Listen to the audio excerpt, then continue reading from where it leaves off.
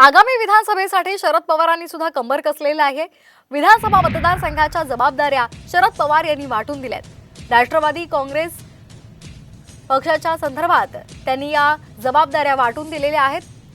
प्रत्येक खासदाराला त्यांच्या मतदारसंघात विधानसभा जबाबदारी ही देण्यात आलेली आहे। अमोल कोल्हे यांना महाराष्ट्र शिवस्वराज्य यात्रेच्या माध्यमातून प्रचार करण्याची जबाबदारी सोपवण्यात आली आहे।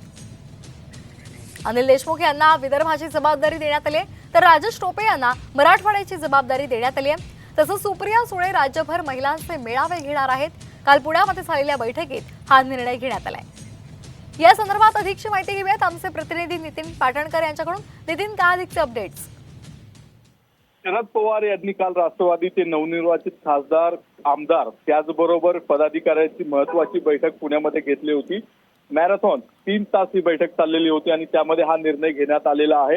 राजेश टोपे, अनिल देशमुख, सुप्रिया सुळे आणि त्याचबरोबर खासदार अमोल कोल्हे यांच्याकडे ह्या महत्त्वाच्या जबाबदाऱ्या देण्यात आलेल्या आहेत।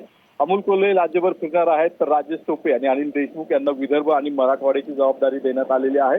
सुप्रिया सुळे यांच्याकडे देखील राज्याची आणि महिलांची जबाबदारी देण्यात आलेली आहे। त्यामुळे विधानसभा निवडणुकीसाठी राष्ट्रवादी काँग्रेस शरदचंद्र पवार गटाची स्ट्रॅटेजी ठरलेली आहे आणि प्रत्यक्ष त्यांनी आता प्रचाराला सुरुवात देखील केल्याचं दिसत आहे।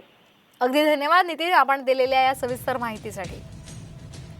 तर आपण पाहतोय खासदार अमोल कोल्हे यांच्यावर प्रचाराची जबाबदारी सोपवण्यात आलेली आहे। त्याचबरोबर सुप्रिया सुळे यांच्यावर संपूर्ण राज्याची आणि महिलांचे मेळावे घेण्याची जबाबदारी सोपवण्यात आली आहे। अनिल देशमुख यांच्यावर विदर्भाची जबाबदारी सोपवण्यात आली आहे। राजेश टोपे यांना मराठवाड्याची जबाबदारी सोपवण्यात आलेली आहे। सुप्रिया सुळे राज्यभर महिलांचे मेळावे घेणार आहेत।